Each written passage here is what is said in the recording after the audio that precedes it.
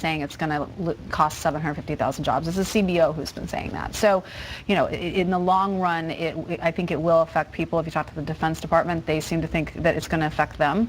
There are people that are laid off. These are real things. Unfortunately, by sort of making up things, frankly, and exaggerating, they undermine the real people that will be hurt by this.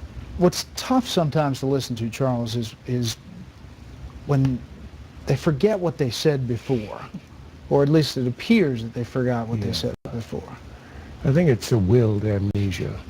But I think the real story, I think Ed Henry's being extremely cynical.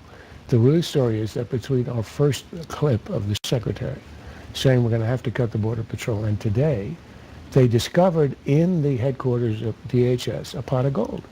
Had been there the whole time, they didn't know where it was, and all this, it was discovered like last week or something. And they now are able to fund the border security up to the limit. Look, it's very obvious what happened here.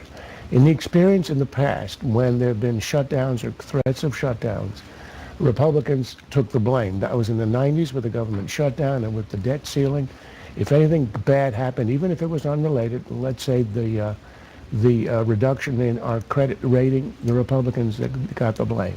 Obama assumed it would happen with the sequester.